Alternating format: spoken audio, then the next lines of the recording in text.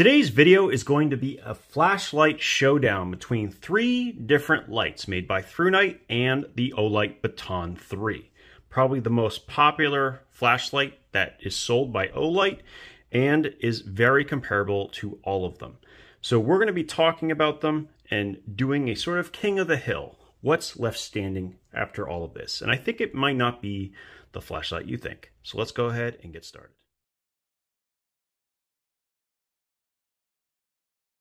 Before we get too in-depth in the comparisons and discussing all four of these flashlights, I want to mention that I asked Thrunite to send me all three so I could do this video. So very much thank you to them. And also, I didn't realize it, but they sent me a second W1 in black. So I will be giving this away right in this video. And so later on, I will be talking about how you can enter to win this flashlight. So let's go ahead and get started. So firstly, let's talk about the king of the hill right now, and that is the Baton 3 from Olight. For good reason, this is the #1 selling flashlight of Olight. It is 1200 maximum lumens. It has an excellent reversible clip. It has a magnetic base that is also a charging base. No silicone caps, IPX8 waterproof, great runtime. 22 days, in fact, on its lowest mode. So this is a lot to overcome. The big downside, well, there's two downsides. #1 is the proprietary features of the flashlight. So let's go with that first. And that comes in two forms. #1 is, of course, the charging base, and the second one is the battery. This is actually a customized battery, and it is incapable of using a standard CR123. So this CR123 will not work in the Baton 3. Watch it work all of a sudden. No. It does not work. So you're only going to be able to recharge it, and that's going to be basically it. What's interesting about this light is because of that plastic cover, this is actually not capable of being charged in a bay charger. The 18650s that Olight makes or customized, these actually do work in bay chargers, and you can charge them like any other 18650. But you're going to actually have to put the entire flashlight on the charging pad in order to get it to charge. So that's a big thing. Now, one thing they have done is they've released this little case, and this case works just like an AirPods. It is a USB Type-C port. An 18650 is built in, and it can charge this flashlight 3.5 times before you even need to plug in the charging base, and it keeps it topped off at all times. This is actually a really, really cool setup, but it also makes it really expensive, which is the second biggest problem. So between the proprietary features and the expense, there is room for other companies to jump in and maybe appeal to a different group of people. I will tell you right now, I like the Baton 3.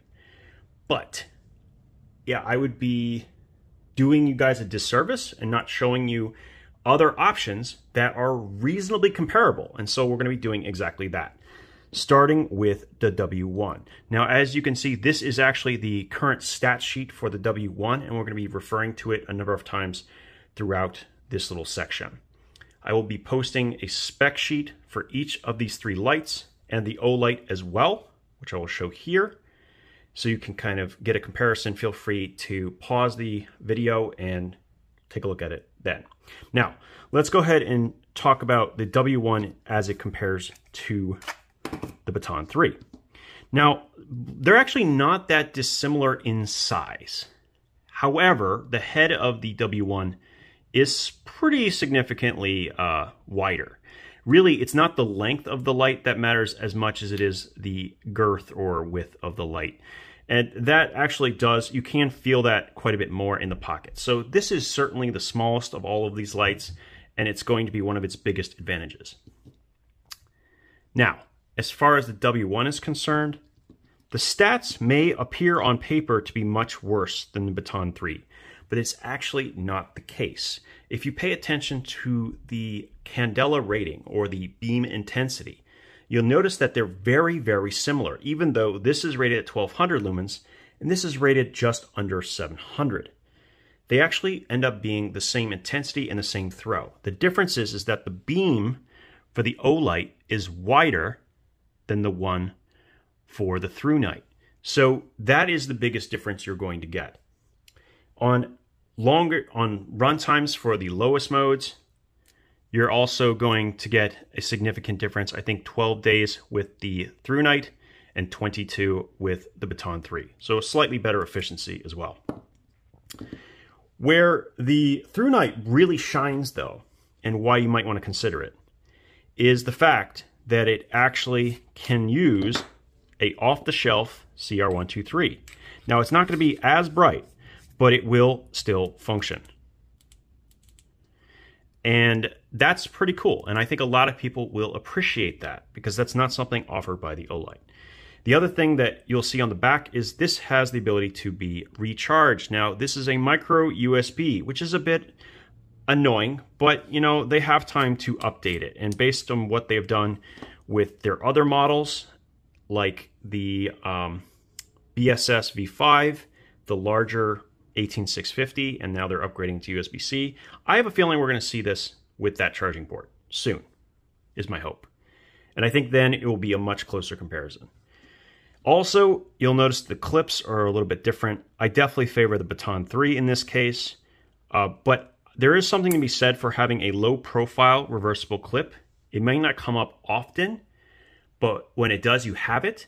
So even though it's not going to be sitting on your hat quite as nicely as the Baton 3, it's also not going to get caught on as many things as you're walking by. And a lot of people do prefer the head-down orientation. So this goes head down, this goes head up in your pocket. That's one of the other differences as well. Now, I haven't even talked about the user interfaces on these, and that's probably because they are identical. They are actually identical. So this, if you are familiar with the Baton 3, you will be able to use the BSS W1 the exact same way and vice versa. That's great because the user interface is fantastic. And the output selections are fantastic with really good spacing on both sides. Very, very comparable. In fact, let me see something. So let me make sure I go back down. So that's the lowest setting. There we go. So comparable lows, mediums. Oops. There we go. Highs. And then back to low if you cycle back through. And of course, the turbo mode. And you can see there's definitely a difference. See how the beam lights up the ground a little bit more, whereas this is tight enough. It's not beginning till around here. You can see how it's a much tighter beam with a shallower dim section, okay, compared to the Olight. So slightly different beams, but surprisingly not that dissimilar in throw. That means how far the beam will travel. As of right now, just looking at the stats, the Olight still, you know, wins over the W1. But there's a couple of other benefits to the W1. And the biggest one, for me at least, is price. Right now, this green variant on Amazon is selling at $30, where the Olight Baton 3, well, not so much. So there is a significant price difference here, and you're not going to be able to use off-the-shelf CR123. It's an interesting comparison, for sure. And I will tell you, as soon as this becomes USB-C, I think it'll be even more impressive and maybe even in favor of the W1. But as it stands, the Baton 3 will make it through to the next comparison here. It still wins out, but not as much as you might expect. So let's pull this out for the time being. Now, the next two lights are very similar in shape and design. And as you can see, they're quite a bit bigger than the W1 when it comes to the barrel. But here's the weird part. They're actually the same when it comes to the head. The head has the same width at its widest point. So when they carry, they actually don't carry that different. It is going to be a lot different compared to the Baton 3, but honestly, not enough to really matter too much. So I think it's still worth the comparison. Now these batteries, these are going to use the 18350. So the comparison in size here, This is the 16340, which is the same as the Olight, and then the 18350 over here on the right. And just like with the W1, this is capable of using any 18350. And I think that's a huge bonus, because if you have a bay charger and you have a bunch of these lined up, you can quickly swap them out. You never have to let it sit on the bay charger. Boom, boom, you're done. So you just unscrew it, fill it up, you're good. This also has micro USB charging. Yeah, I wish it was USB Type-C, but here we are. Now, stats for this, I'll put them up right here. You'll notice that it has 1500 maximum lumen output, but the candela rating, let me pull this, let me look at my little notes here. The candela rating for this is quite a bit lower at 2600. You're going to have a very, very wide beam with this, a very floody beam in comparison. So let me move everything out of the way so you can kind of get a sense of what I'm talking about. So it really does open up quite a bit faster than the Olight does. Whereas this goes like this, this starts really out here. And so you're going to get a lot of light in a very small area. So great when you're working up close and personal. Not so great if you want to see something far away. And the reach is, well, it shows. The maximum distance for this one is going to be 102 meters. So quite a significant drop in comparison to the Baton 3. What you are benefiting from, besides the floody beam, is also the neutral white temperature, which I do prefer, mostly. Also, when it comes to run times here, you're going to have an improvement over the W1, but not as big as I would have expected. This is probably, of the 4 flashlights, this is probably the least competitive against the Baton 3. I do, however, like the emitter and the flood of it. So that's really cool, but yeah, not quite competitive. One thing they did do well though, and I didn't mention for any of these, but the Thrunite T1 on maximum, it dissipates its heat very, very well. Even after a couple of minutes, it's still plenty cool enough for me to touch. So that's great. A lot of times when you have that much power coming out of a small flashlight, you run into that problem. So definitely does not pass as far as being a Baton 3 killer. Now, let's move on to the T1S. So first thing you'll notice is that the optics here are almost identical in the way they are designed, but quite a bit bigger. Now, what's cool about these is they actually have, both of them have 1200 lumens of output, but that doesn't tell the whole story. Where the Baton 3 has about 6900 candela, this has 8400 candela. It's actually going to have a significantly longer reach than the Baton 3. And runtime wise, it's going to basically work the same on its turbo. At 5 minutes, these are both going to step down. This one's going to step down to around 317 lumens. This one's going to step down to 300. Basically competitive across the board, and runtimes actually are very much the same as well. Now, when you go to high, let's go ahead and cycle through. Now, remember, these user interfaces are very, very similar. Let me go back. Okay, there we go. So when you get to high, this is going to be 407 lumens versus 300, and this actually does have a little bit longer runtime. So nice job by Thrunite, but not surprising when you look at how much bigger the battery capacity is. Now, where it gets really good here is actually in the moonlight modes. So if you press both of these, you're going to get a half lumen here and just about a lumen on the Baton 3.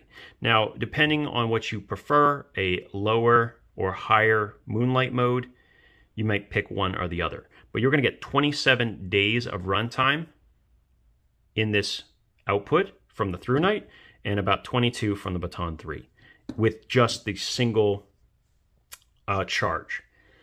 So on paper, these are more equal than any of the ones we've looked at so far. In fact, it's almost a complete wash with a slight advantage going to the Thrunite. But the one thing they have changed here, now it's the same clip and same heat dissipation as far as I can tell. What is really impressive here, though, is that this is the first one I've seen with USB Type-C. So it went from being a hindrance, because now you have to carry a second cable, which would be the same problem as the Olight, to all of a sudden having the exact same cable that all of your other electronic devices have. So in my opinion, this is currently scoring better than the Baton 3 in pretty much every category. Even though it is bigger, it is a little bit bigger, okay? It's a little bit wider. But where it really matters is in price. So you have almost somewhere between $60 and $70 for the Baton 3, and the T1S starts off at $40 and sometimes can go on sale for less.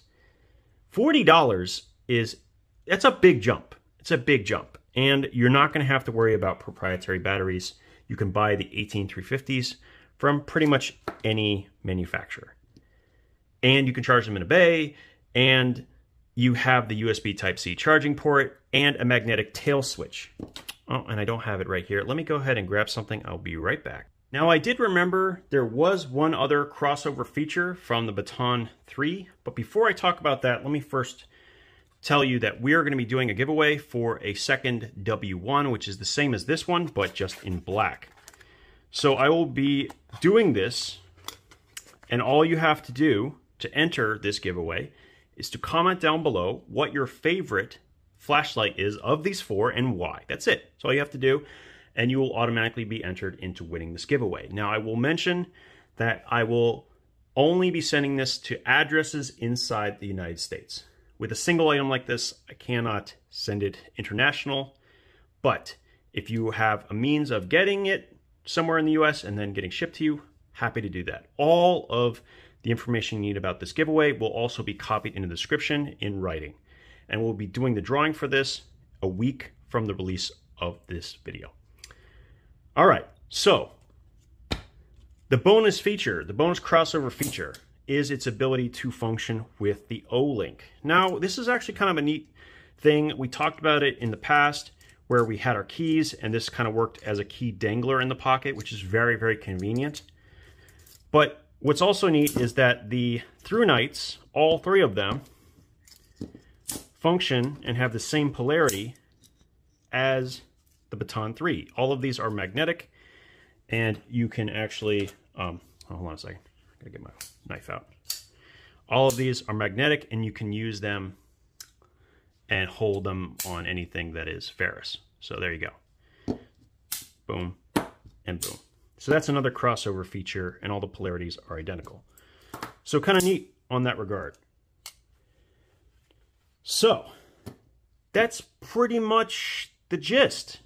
And if I were going to put them in order, right now, I think it looks something like this. And I truly believe that the T1S may be the nicest, well, package that I've gotten from Thrunite so far. USB Type-C, great outputs, great user interface, not good, great user interface, great secondary features like the magnetic tail base, the reversible clip, the USB-C charging. Yeah. In fact, it's good enough to make it in the top 5. And then when I say top 5, I mean the most recommendable flashlights.